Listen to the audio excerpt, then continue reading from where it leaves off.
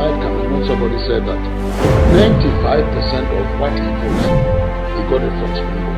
I've been following Springboard, and I think it's a very interesting place. Too much again. It's always inspiring to hang around you.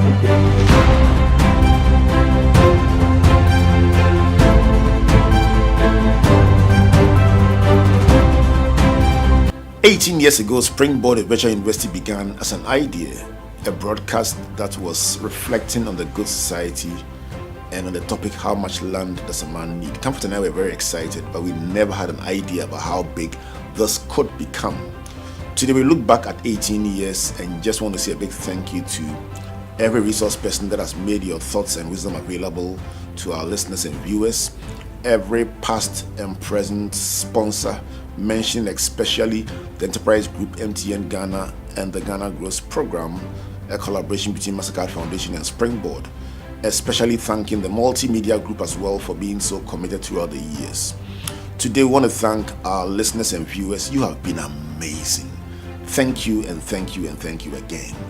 A special thank you to you listening today, and a commitment that going forward we'll work together to become even 10 times better than we are today and make this continually the place to always be every Sunday evening. So thank you for what you have done, what you are doing, and what you continue to do together on Springboard, your virtual university. Happy anniversary, and God bless you.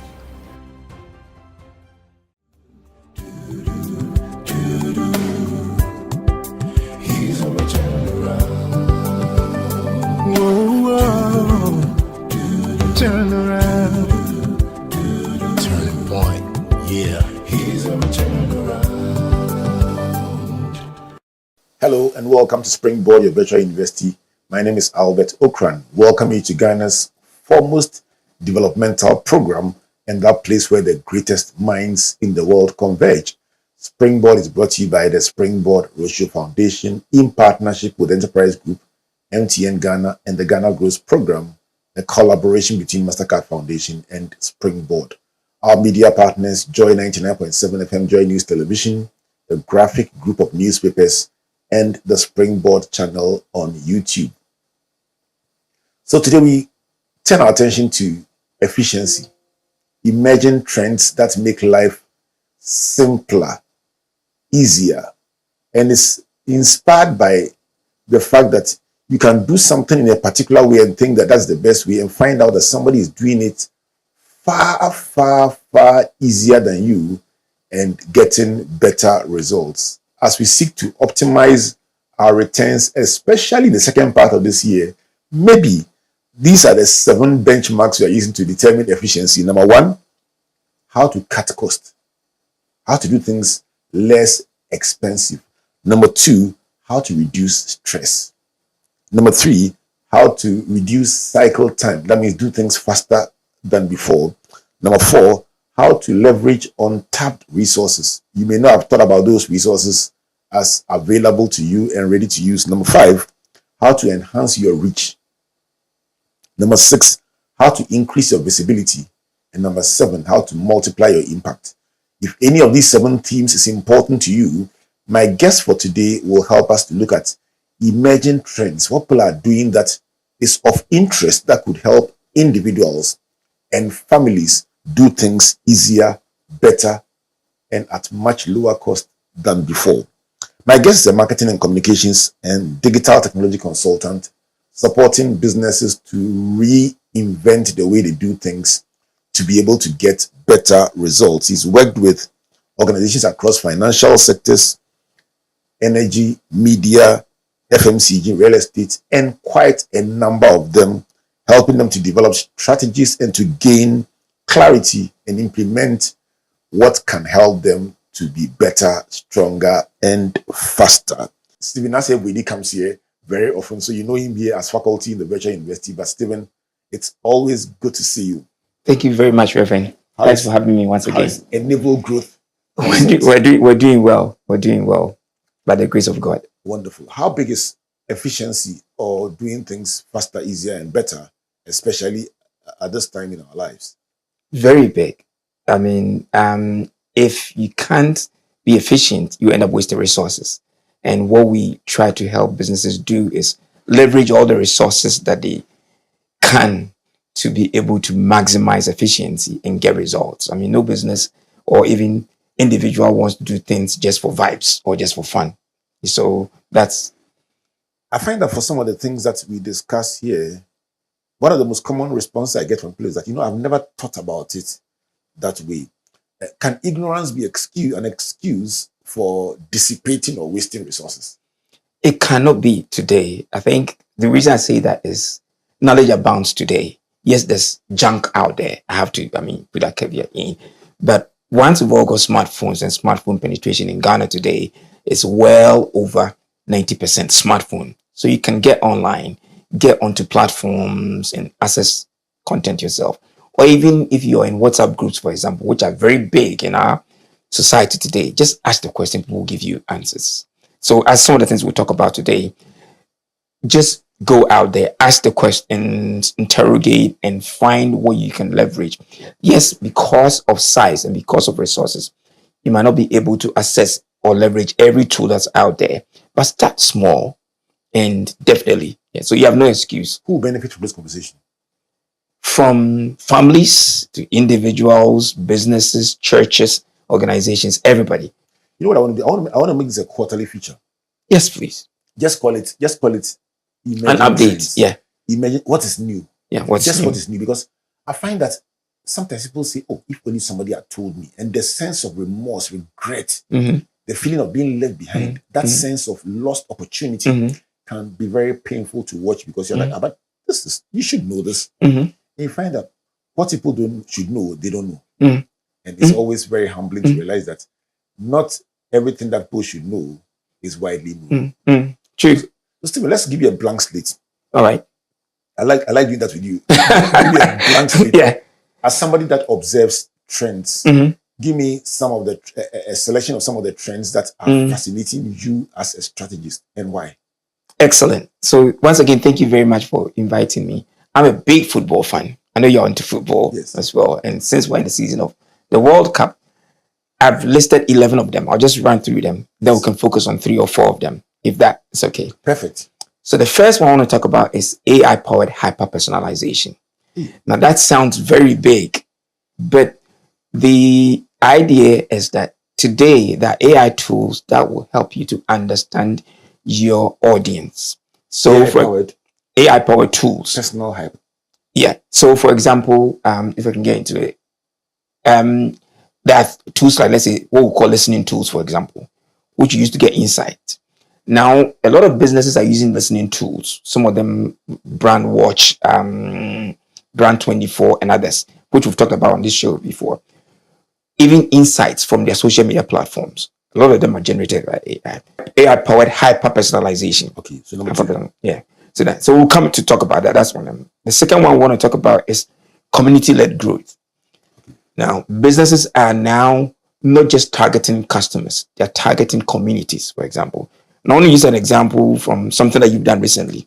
And I was, Enterprise started a podcast. I was one of the first people they invited onto it. You just did a show, a contest, or whatever you call it. Now, what they're doing is they're creating a community. Enterprise Spotlight. Yeah. A community of people, SMEs or whatever, startups that they would support. So it wasn't just a show. Same thing you did with Ghana Grows, which I was blessed to be a part of. Yeah. Created and engaged so many young people who pivoted during the COVID into whatever. And there's a community of people on WhatsApp who I still see some of them. Somebody goes to an exhibition, they discover, there's a new packaging machine. They put it on the platform that people start asking. Dream platform, yes. Yeah. So it becomes a peer-to-peer learning platform, a place. And businesses are now leveraging these tools to tell their story. We'll talk about that in detail when we come. Okay. Number 3. Number 3 is employee-generated content.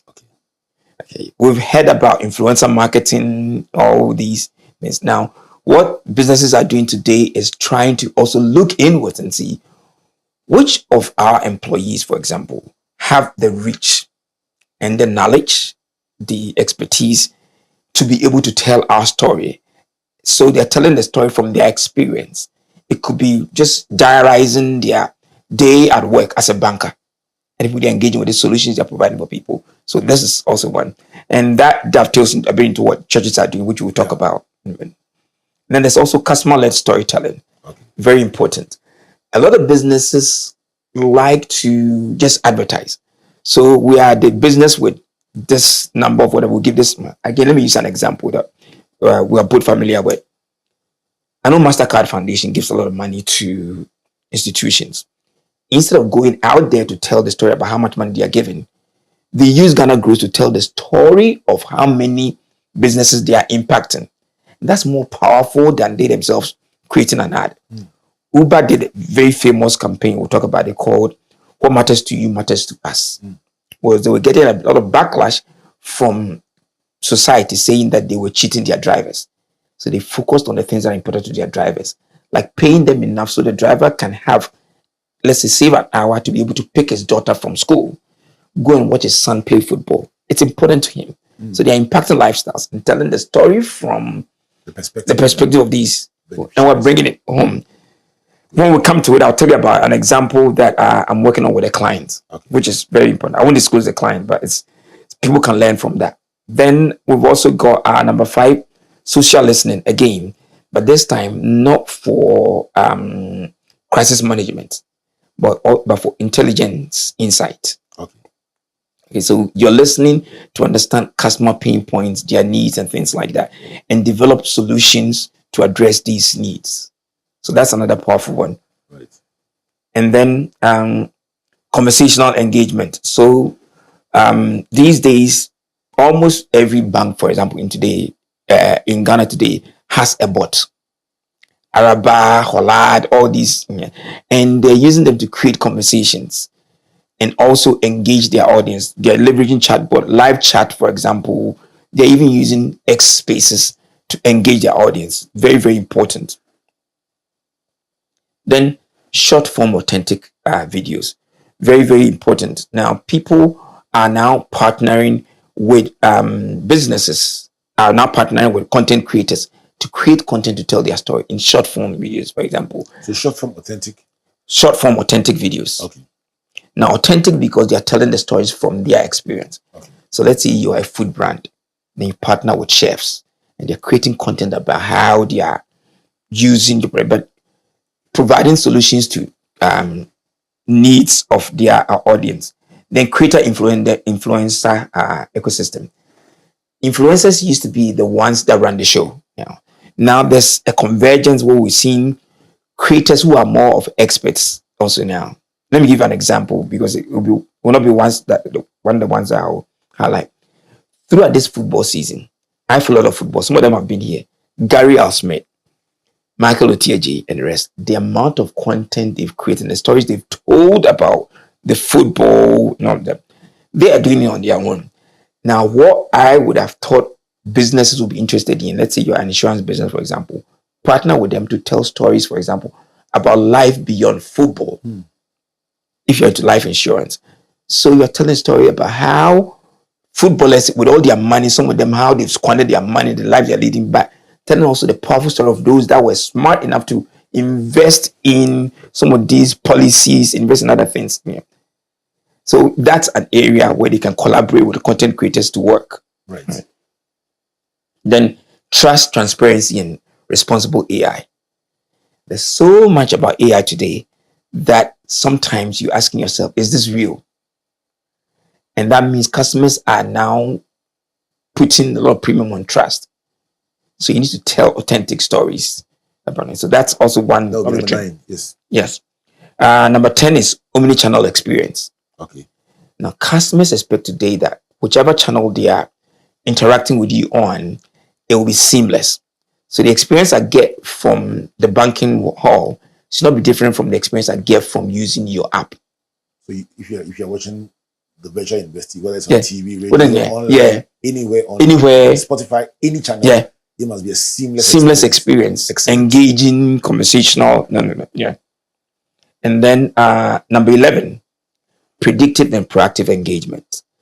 Now, again, because of how it's possible to leverage AI tools, businesses can today predict customer pain points And instead of waiting for them to turn into crisis, they provide the solutions and they provide engagement for them. So, for example, they can tell that these are the struggles customers have. Let's say, for example, you are a fuel station, and they can use Google Map data, okay, to be able to tell, all right, these are the places where people are buying fuel from. They're traveling from wherever. So they can then use that data to even do location of fuel stations. Station mapping. Then they can develop an app where the app now have a geolocator.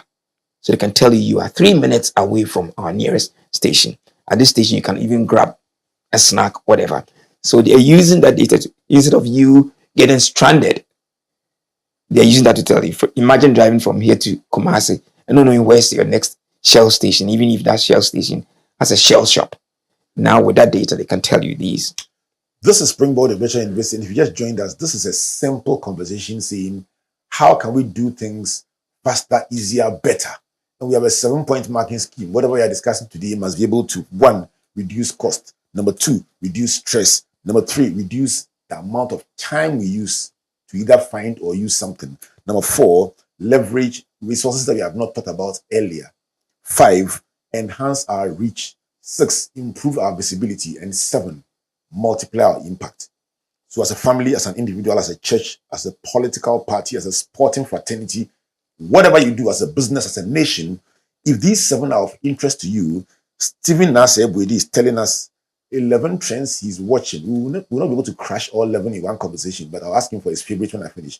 His favorite 2 or 3 and delve into them a bit more. But Stephen will be back. This is an ongoing conversation we never finish. But the 11 that he has mentioned: AI-powered hyper-personalization. 2, community-led growth. 3, employee-generated content. 4, customer-led storytelling. One of my favorites, I must tell you that. Number 5, social listening. Number 6, conversational engagement. Number 7, short-form authentic videos. Number 8, creator-influencer ecosystem. Number 9, trust, transparency, and responsible AI. Number 10, omni-channel experience. And number 11, predictive and proactive engagement. I love storytelling, so I'll choose mine before you choose yours. Yeah, let's start with that. Which one will be your favorite? That's one of them. And then I'll add the community-led growth, because that's something that is one of my biggest achievements across this continent, doing that with moms. Okay. So maybe I can tell that story. Right. Yeah. So let's start with the story. Customer-led storytelling. Maybe we'll tie in a bit of employee-generated content. But let's start with let's start with them. They are cousins. Yeah, they are cousins. So we'll try and relate them. Yeah. So what's the thinking behind all this? So one of the main reasons for that is that conversion rate for adverts is really, really fallen. It's very, very low. Customers can tell when it's an ad, you're selling them something. So, for example, you tell them, oh, we have the lowest price, fuel, whatever. That's an ad. It's a catch. Now, at a certain level, differentiation cannot be achieved by just price. I mean, there's not a lot of difference in that. So businesses need to look for other ways of really telling their story. That's where it starts from. So instead of continuing to shoot ads, and especially for digital platforms, what they're doing is they are opening the mic and turning on the cameras for their customers to tell their story. So I'll use some examples. The Uber one I was talking about earlier, for example, this was a period about like 4 years ago when Uber was really getting a lot of backlash. I did a lot of research on that. It was tough. Yeah, it was. They were getting a lot of backlash and people were condemning them. So they thought about it and they said, what can we do? So the whole campaign message was, what matters to you matters to us. So think of the driver. What matters to him? Being able to drop off his kids, his school, attend his or her, attend his child's recital, football, all those things. So he can reduce the number of hours, but still have the same amount of, have more money in his pocket, essentially. So that's what they did. And they shot a series of short videos, 3 minutes, 4 minutes videos. All feature the drivers speaking. Feature the drivers speaking. And sometimes they will turn the camera even to the moms or even the children, talking about how precious the time they have to spend with their parents are to them. Because businesses have to understand that people don't buy your products just for the product's sake. They buy it for the value they want to get. You know, as you say this, two things strike me. Yes, please. The first one is an oft-quoted statement that says the testimony of a satisfied client is more credible than 15 paid advertisements. Oh, yes. Which means that essentially you can keep throwing money at the advert, but the person who says, I did this, I went to watch this film, I attended this church service, and my life was not the same again. People believe that one more than you, the pastor saying, come to my church. It's testimony time. Okay. All right. So it's a traditional versus it's a more credible, trustworthy way of seeing it. The second one, Stephen Naasei Boadi, that strikes me is the concept of the blue ocean. The blue ocean simply says everyone is going for price. I'll cut down my price. I'll cut and price war. A bloody red ocean. By the time you finish, your nose is bloodied, my nose is bloodied. We've cut our price so low that we are struggling to make a margin. This one says shift away from that price war and put the microphone in the hands of somebody who says, listen, my life is better. And that has more credibility than a red-nosed battle that has no end. More impactful. Two things. The trust issue and the blue ocean side of competition. Please address them in the light of customer-led storytelling. All right. So first thing is you need to get trustworthy customers, and they should be authentic stories. So if you're telling the story from the angle of, let's say, the school teacher, for example, who does Uber on the side, for example, and again, using a fuel station example, it should be authentic. It should be believable. If you're telling the story from my angle, for example, I have, and I use myself as an example, I'm blessed to be able to earn enough, but for me, it's precious to me to be able to drop my kids off at school and be able to pick them up. And sometimes they'll ask for snacks during it. So even for somebody like me who can afford it, it's so great to be able to get a little in my pocket to be able to. So it's not about, we're not talking about price directly, but we're talking about what that helps me to be able to achieve. So it should be authentic stories. And sometimes what you do is also because these are meant for online, don't shoot the content too much edited. Like I'm sure we've said it here before. Yeah. The closer the content is to raw, the more viral somebody it goes. Because you want people to see it as, that's the next door neighbor. That's the guy, I know. So look for real people in the community and use them. Passing behind while they're shooting. Yes. It's real. It's not like it's real. Everybody cut clean, edited, polished. Yeah, over-polished. And use, so it should be the same message. Right? So, for example, for this campaign, we look at something like what matters to you drives us.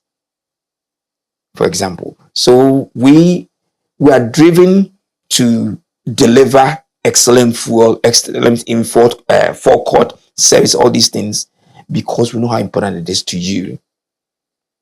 That's the trust. That's the blue ocean side of things. You're saying that takes you away from what everyone else is doing, and yours gets noticed. Yours get noticed. Everybody's trying to catch people attention. Yeah, you get better retention. Of eyeballs. Yeah, because the margins are always very minimal, and you cut your price today. Tomorrow, somebody else will come in, and like you said, we all get bloody nose. No, why get into that kind of war rating thing? No. Focus on things and that's also more enduring. It will last because the price reduction, tomorrow people will forget it. But if you can really tell stories about how you've impacted people, I'll give another one. You are a food business. Tell stories about how you are able to help people. For example, again, from the work I've done, business individuals, homes have a couple of challenges: food preservation, healthy eating, and for example, cost of food. Be the brand that helps people to be able to achieve these. There's an example that Hellman, the mayonnaise brand did somewhere in Brazil. It's called What's Cook. So again, they're using a small platform like WhatsApp, where you get home, you take your camera, you take your phone, look into your fridge, whatever is there, take a picture of it, upload it to the community, and there are chefs out there that will produce a recipe from what is in your fridge and help you to cook it. And telling the story from people. So like single boys getting home, struggling to find something to eat. Now they're helping you to eat healthy. Instead of going to the street to buy that junk food, they are enabling you and then telling the story from that angle. This is a community. And that goes into the community thing. And that's what I like about the trends you are sharing. Yeah. They seem to be interrelated. Yes. So this one you would call typically customer-led or the individual-driven, but it also fits into a larger community. Yes. So once you throw it in there, somebody who's had an experience will tell you, this one I tried it and it worked for me in this way. Yes. Somebody will say, but you could also add on this. By the time you finish, you've gotten a kaleidoscope, multiple fed solution that is unique to yourself. Okay, let me bring it home. The Ghana Grows book that you published at the end, the number of stories that were told. I was blessed to be part of one WhatsApp groups that were mentoring people. And these are impactful stories. These stories are out there. Businesses need to start thinking about this and leverage these stories. Tell these stories to really tell the story about how they are impacting people's lives. If you just join us, this is a conversation around easier ways to do things as individuals, as families, as churches, as organizations, as businesses, as a nation. And we are looking at driving down cost, reducing cycle time, reducing stress, multiplying reach, increasing visibility, multiplying impact. If any of these themes are important to you, Naasei Boadi is saying, sometimes he doesn't say, forgive me. Even Naasei Boadi is saying, we can actually reflect on available tools and available ways that others are using. One of the things you said that is very interesting is that in a crowded marketplace where everyone is trying to catch the attention of the customer, stop promoting your message by yourself alone. Flip it and get the users, the customers, the community of people that benefit from your intervention to start seeing it themselves instead of you. And to make it more authentic, when they are seeing it, don't edit it to make it perfect. Let them see it raw, in their own language, in their own way. Let them clear their throat sometimes, let them laugh sometimes, and publish it raw as it is, because it connects better with the audience than when you refine it like a paid advert. Because ultimately, this is almost like in the person's own voice, in their own community, in their own way. Is that a good reflection? Yes. Very, very good. Very, very good. Excellent. And the bit you said about reach, the important thing is that when they are telling the stories, you're making heroes and celebrities out of these characters, and their network of people are also connecting. And we have a sharing culture. So if I am telling my story and I'm telling the story of how I have achieved my goals using a certain brand, people within my community online on them are hearing it, and they are also going out there to go and try. When I come back from this break, yes, please. I'll bring the story of Vozinia, the Cape Verde goalkeeper. Yes. And how one human being can move from 50,000 followers on Instagram to 20 million. Yes. In a couple of weeks. Yes. And what in your opinion, as an expert in this area, what was the emotional, was the emotional appeal? Was it connection? Was it the vulnerability? What about the story made the whole world turn their faces towards this guy and transform his life in a couple of weeks? And is it replicable? Can somebody say, I can learn something from this story and trigger something that will drive up my numbers? Is that okay? Yes, please. Yes, excellent. Please. Come back. This is Springboard, your virtual university, directed to those who are looking for efficiency, cheaper, faster, better, further ways to do things to get more impact with less resources. And it's a conversation we are having because at midpoint in the year, many people are thinking of how can the second half of the year be better than the first half. One of the best ways to do that is to really examine what you are doing, that church service, that business, that event, that party, that whatever you're doing, that delivery business, that food business. Can you do things differently and get better results with less resources? When we come back, let's take a story every one of us has followed in the past couple of weeks and see what were the drivers and how can that then drive what we can do to be able to replicate in a certain part, in a certain way, similar results in our endeavors. This is Springboard Virtual University, brought to you by the Springboard Roadshow Foundation in partnership with MTN Ghana, the Enterprise Group, and the Ghana Growth Program. Itself a collaboration between Mastercard Foundation and Springboard. A big thank you to our media partners, Joy FM, Joy News, and the Springboard channel on YouTube, as well as the graphic group of newspapers. Let's catch a break with some commercials. When we come back, let's break down the rise from 50,000 to over 20 million subscribers. What is inside the pot? Please don't go away. Turning point. Yeah, he's a turnaround.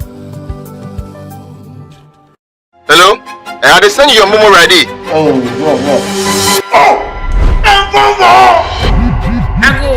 I go here. Start Joshua.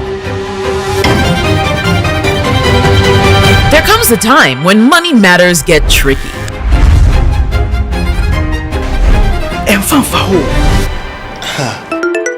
When paying back feels hard, we get creative.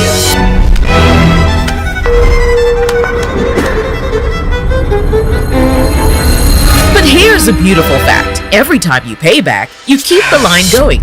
You make space for someone else.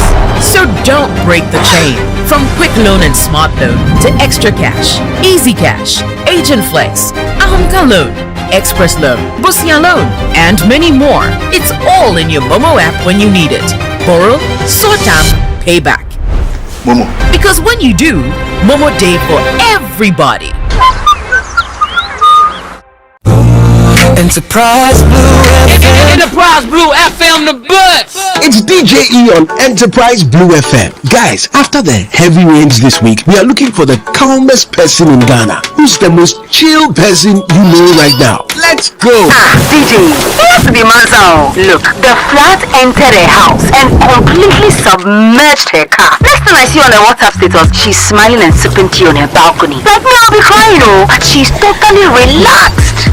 DJ, it's true. Martha's home and car are destroyed, but this girl is not stressing at all. She just tells us everything is under control. Hey, Martha, how? Wow, Madza, we need your secret too. They say and so but when unexpected floods strike, we've got you covered. At Enterprise Insurance, with over 100 years of experience, we say whether it's home, motor, travel, or insurance for your business, at SOA, if it happens, chill. Enterprise, your advantage.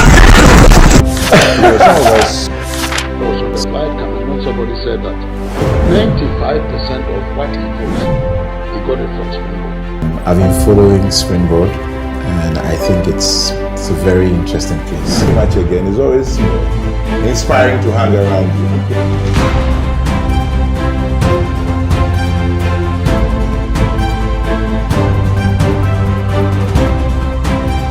18 years ago, Springboard at Virtual University began as an idea, a broadcast that was reflecting on the good society and on the topic, how much land does a man need. Comfort and I were very excited, but we never had an idea about how big this could become.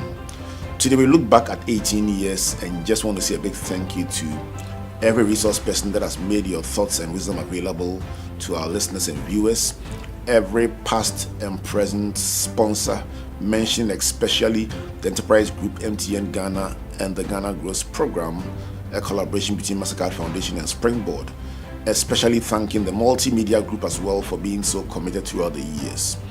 Today we want to thank our listeners and viewers. You have been amazing. Thank you and thank you and thank you again. A special thank you to you listening today, and a commitment that going forward we'll work together to become even 10 times better than we are today and make this continually the place to always be every Sunday evening. So thank you for what you have done, what you are doing, and what you continue to do together on Springboard, your virtual university. Happy anniversary and God bless you. Point.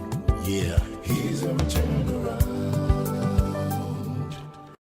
Welcome back to Springboard, your virtual university, brought to you by the Springboard Ratio Foundation, with our partners being the Enterprise Group, MTN Ghana, and the Ghana Growth Program, a joint venture or collaboration between Mastercard Foundation, Springboard, and other partners. Our media partners for this broadcast: Joy FM, Joy News, the graphic newspapers, the Springboard channel on YouTube. My guest for today is Stephen Naasei Boadi, CEO of Enable Growth.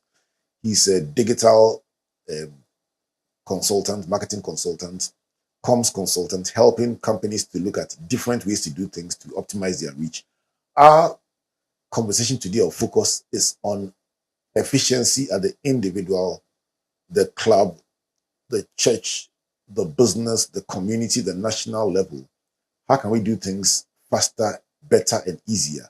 And he's been sharing some emerging trends that have been powering different ways of doing things that are getting poor results, that people are scratching their heads asking, how is he doing that? Or how is she doing that? Or how are they doing that?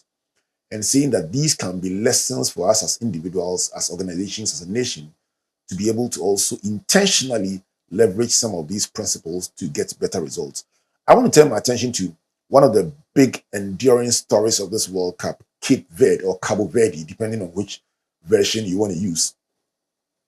Today, everyone knows Cape Verde. Before the World Cup, no one knew Cabo Verde, and nobody bothered to find out where they were on the map. But now, everyone is talking Cape Verde, and even more interestingly, this 40-year-old goalkeeper who probably all his life must have dreamt about becoming somebody and wondered whether the sun had set on his career. Obviously, his last World Cup, but who in a short time has become a global celebrity. For those who may not have followed Cape Verde, in the first match they drew historically against, was it Spain, the first match, the whole world said, where did this come from? And that keeper made a record number of saves. And after that in the interview, he wept, saying he would have loved for his mother to be there to see him. And it was so emotional that the American State Department, US State Department, arranged for the mother to fly to watch the rest of the Cape Verde matches.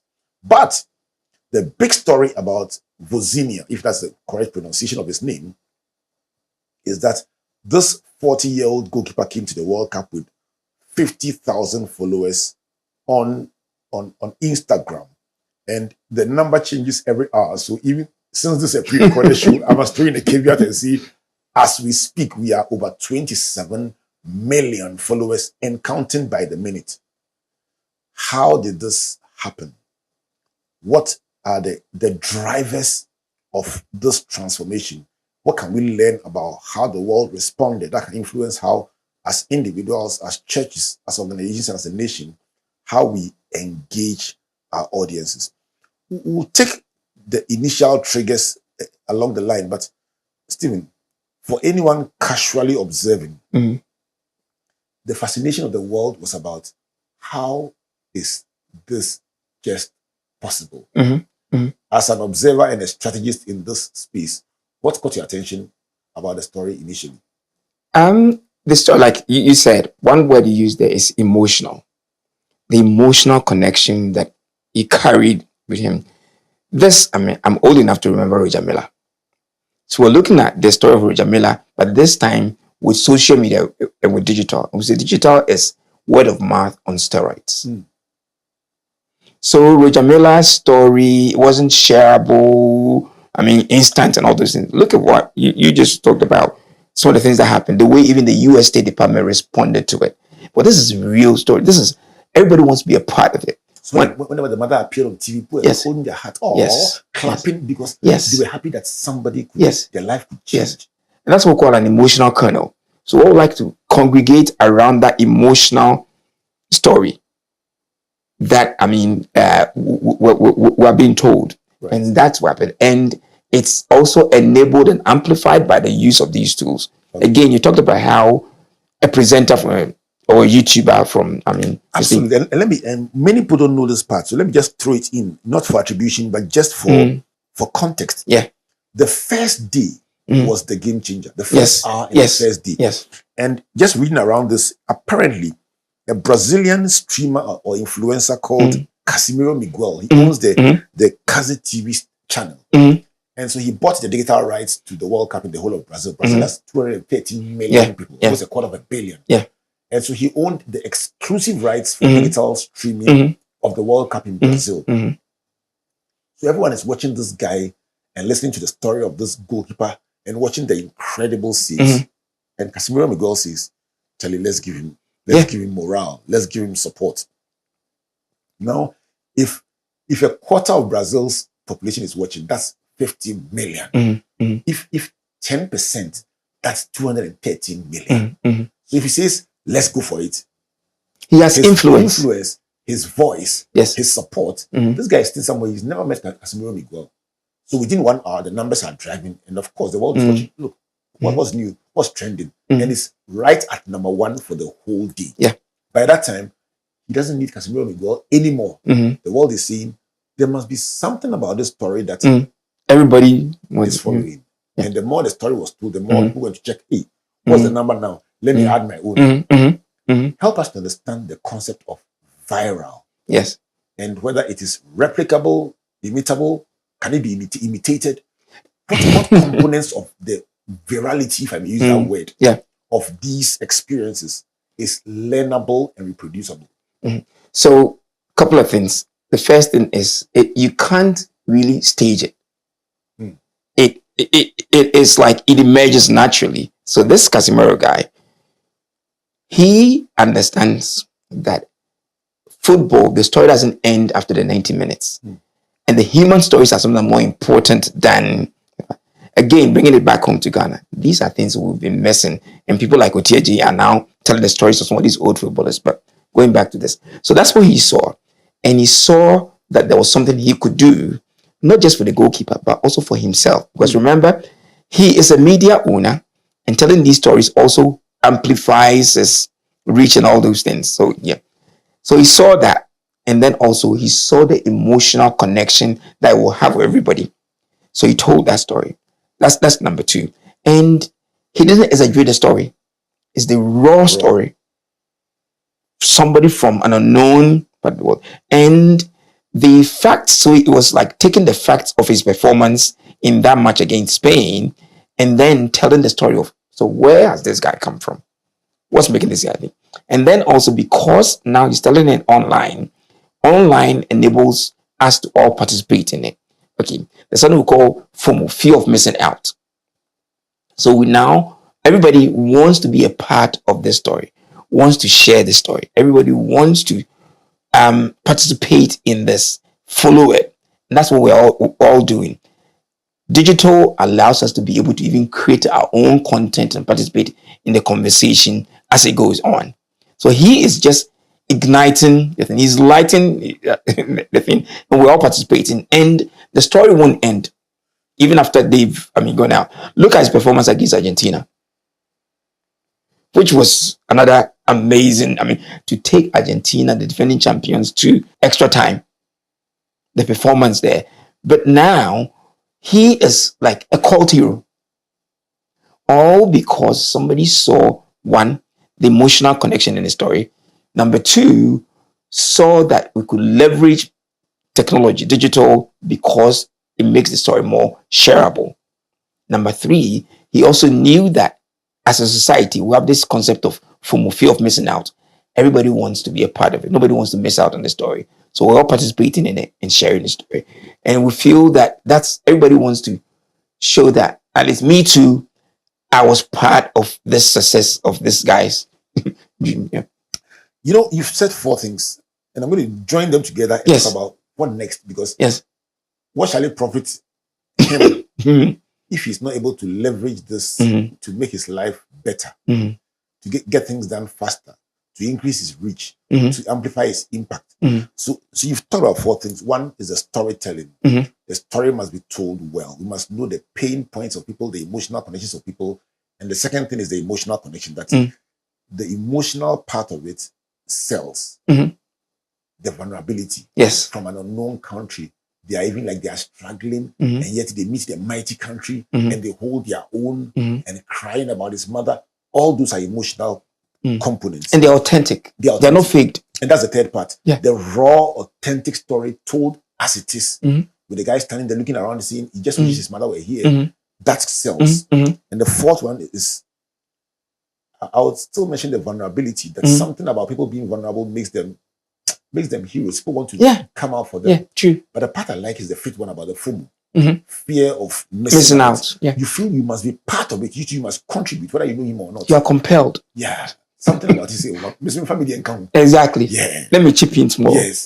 Contribute small. Yes. So let's bring this all together. And marry this guy who, the Bosnian goalkeeper, with the Congo DR guy who stood on the box. At the Santu at the AFCON, ended up getting a free ticket to the World Cup and all those sponsorships. Yes. For these two people, doing something raw, authentic, genuine as it is, emotional appeal, Mm-hmm. gone viral. Mm-hmm. How do they then take this newfound fame? I saw the Congo guy doing an advert for some energy drink. And Charlie is being played at prime time. That means that the money is good. Oh, yes. Oh, yes. How do they leverage this newfound fame to transform their own lives? How do brands benefit from it? And how does a nation also benefit from it?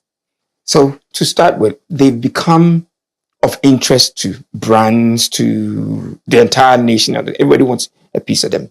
To start with, they need to have strong online presence to continue the story. The story cannot end. So what are the next legs of the story? For example, maybe for this goalkeeper, for example, we need to go back to even his childhood. The struggles he's going through trying to even get, let's say, professional football contract. How maybe, I don't know whether he's played anywhere else, but he's probably always been a local player, for example. He's in his 40s now. He can't get a contract. So that is a story that we can tell, that can be told. Okay. He needs a team to be able to tell the story. Okay. Number two, he also is of interest now to businesses and other people. Care should be taken, though, not to sign up for every ad or every influencer deal and all those things, because some of these things you need to also look at.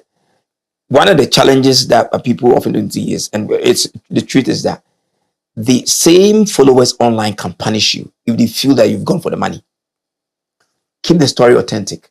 That's the part I'm most interested in. How do you walk that thin line without shifting to the left? So it's all right doing, let's say, an ad. That's creating awareness. So maybe you are the brands will be seen as what I often call like a giant billboard, because you've got followers. But if you really want to position yourself as somebody who's an influencer, people want to see authenticity, believability, and trust. So don't sign up for every contract. For this guy, for example, he can talk about other things, including things like, let's say, how he struggled, but he remained focused on his career, and how other people can look for him onto him as an inspiration. That it's never the end. So brands that want to tell that kind of story can partner with him. He can also see himself as somebody who now has a chance to build a better future. So pensions companies, for example, will see him as somebody that they can work with to tell the story of how your future could look. It's never too late. Your future could be great. So the association that he forms must have relatability. Relatability, so that the story will remain authentic. Right. So I'm almost struggling to say which kinds of associations must he avoid, but I wouldn't do that. But what I'm saying is that in choosing to partner a brand, to partner a venture, there must be the storytelling must continue. It's very selective, yeah. If not, if it's seen as raw and just for the money, gone for the money, no, it won't work. Tired easy. Yeah. People will switch off. Let's extend this issue of people getting tired outside Buzinia, outside this Congo DR Lumumba guy, and ask and talk about all these enablers we are talking about. I mean, we've listed some of them without AI-powered hyper-personalization, community-led growth, employee-generated content, customer-led storytelling, social listening, conversational engagement, short-form authentic videos, creator-influencer ecosystem, trust, transparency, and responsible AI, omni-channel experience, and predictive and proactive engagement. In the use of all these tools, how do you avoid people getting fed up? Let's see, for instance, employee-generated content. Explain it and then explain how it can cross the red line. Okay, so employee-generated content essentially is where employees of an organization are empowered. They are enabled to create content to tell stories about both the products and services, and also even their life working there. Because these days, employment is also about social impact. So, for example, being able to have a decent job and how it impacts their families. So, creating content around these and telling that story. All right. Now, what you should always remember is that if you're doing this, it should not sound salesy. It should come from expert knowledge. I'll give an example. If you work for a bank, let's say a financial institution, an investment company, and you're in a WhatsApp, let's say a mobile WhatsApp group, chances are that people at the end of the year, when they get their 13th month, they'll be asking you within that WhatsApp group, Charlie, where should I invest my money? So all of a sudden you are an influencer within that group. What we're saying is that your employer, the bank, should empower you, give you the tools to be able to create content to tell that story within that group. And because of who you are and your connection with the people, you are more believable, you're more active. So it's better than running that ad on TV. Businesses are creating flyers every day for events, for products, this and that. Ask yourself, ask your employees, how many of them share that flyer? But what I'm recommending today is give that flyer to them, but don't give them the caption. Let them write the caption themselves. So it sounds more authentic, it sounds more natural. The flyer should not be too salesy. That's number 2. So you are amplifying. If you're a bank employee, let's say 3,000 people across the country, if even just 20% of them keep sharing this, people ask questions. When people know where they work, they will ask them questions about the product. Give me the back filler. Must this be done by policy, moral suasion? That's a conversation. Because the person who owns their following. This is an interesting conversation. I think that from where you sit, no. There's a way of doing it, and it find the right rhythm, vibe, to make the person do it, not because we were directed. Listen, you have a.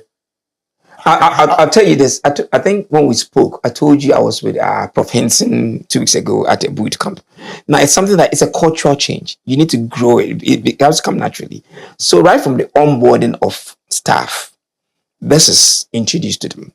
So people buy into it, that we're building something together. It's a cultural change. Okay. And the reality is that today people don't own their platforms themselves. There's a crossover, whether you like it or not. Your audience know you and they know this is where you work. So even when you want to be personal, they will still always do the connection.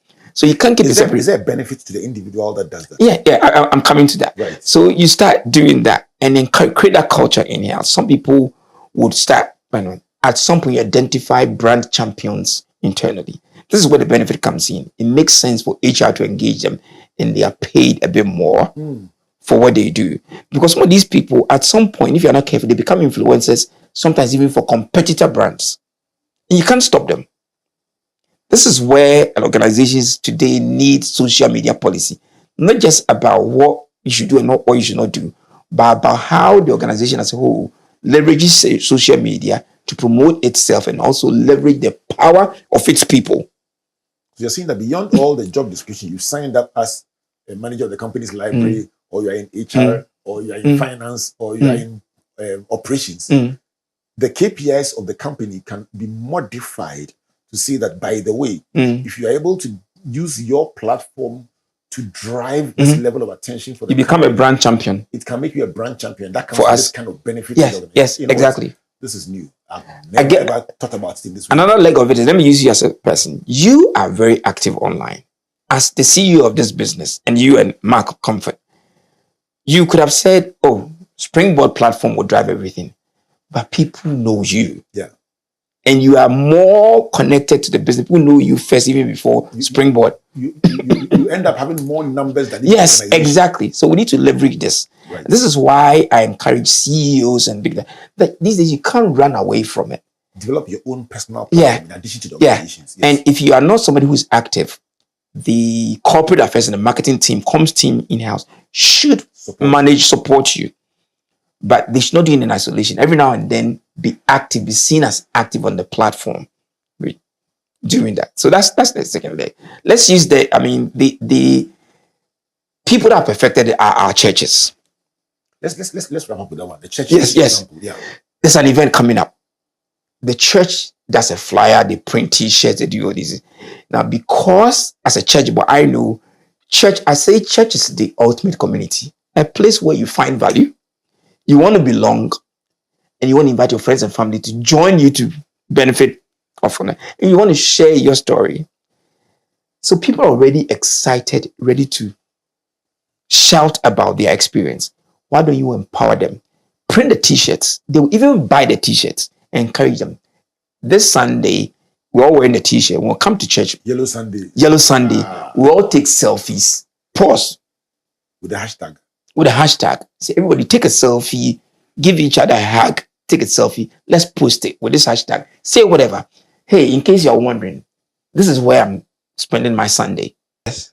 Now, as we wrap up, I would like you to look into this camera and challenge individuals, organizations, churches, and the nation to pause and take a second look at some of these phenomena that we have underrated as agents of true efficiency and transformation, especially in the second half of this year. All right. Thank you very much, Reverend. If you are watching us today, let me just say this. This is a good time. It's half year, and the first half of the year might not have gone very well. But the truth is that the answers to how you perform in the coming year are with you. They are out there. Don't be ignorant. Start interrogating your performance, the data that's out there. Ask those questions. What are the insights? I call insights actionable observations. What can you do with them? Ask people who are in your space, who are doing things differently. What are they doing? Learn from them. Copying is not whatever. And today, by the grace of God and our developers, the technology exists for you to even. Last one I want to. Yesterday I was speaking somewhere. The pastor came to me and said, Naasei, my church, I don't have the people to be able to build a website, manage a social. I said, start with a WhatsApp group. And you, the pastor, be the admin of the WhatsApp group. And just share content that people will look forward to receiving every day. That's it right there. It's a trend because people are joining all sorts of groups because they find value in there. Start small. It shouldn't be expensive. Just know the trends, know the tools out there, and leverage them. And as you do that, plan towards how you scale it in the new year, because you can't be doing the basics forever. Plan and invest in it because it costs a bit, and you'll be fine.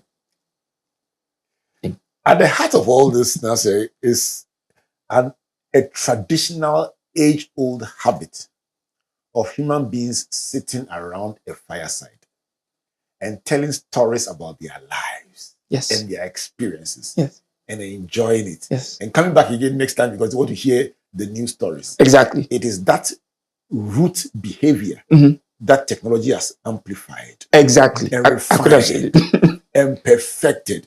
And at the very heart, we are still storytellers. Yes. Yes. And once the story is told well, it is authentic, it is real. It comes to compulsion. Emotionally connecting. And it latches onto that FOMO that says, let me also make my contribution. It can trigger a bigger reaction and ultimately leverage on tap resources to do things faster, cheaper, and much better than we have done it in the first half of the year. Naasei. Thank you, Reverend. Thanks for making this. That's it. Yes. So let's have these periodic conversations where we see who has done something in the past quarter, past half year, that is worth using as a case study to look at faster, better, cheaper, and more impactful ways of doing things. For the benefit of somebody sitting out there saying, I have no help. There's so much help available. Let's do it. Another enthralling edition of Springboard, a virtual university, just looking at efficiency. A better life from the lenses of people who observe trends that are yielding better results, more efficient output than before. I pray that somebody listening will find a faster, cheaper, more efficient way to do things and come back with a testimony that we can also share as another Vuzinia or another Lumumba, especially out of this World Cup and other emerging trends. This has been Springboard, your virtual university, brought to you by the Springboard Social Foundation in partnership with MTN Ghana, the Enterprise Group, and the Ghana Growth Program, a collaboration between Mastercard Foundation and Springboard. A big thank you to Joy FM, Joy News Television, the Springboard channel on YouTube, and of course our friends at the Graphic Group of Newspapers. My guest has been Stephen Naasei Boadi, a regular feature here at Springboard, your virtual university, one of our adjunct faculty that comes from time to time. It's a blessing to just share some moments with us. And Stephen has been talking to us about some of the drivers, 11 of the trends that you just should keep an eye on. And I pray that one of them at least will trigger a different way of doing things in your life. My name, as always, Albert Ocran, saying God bless you, and God bless you.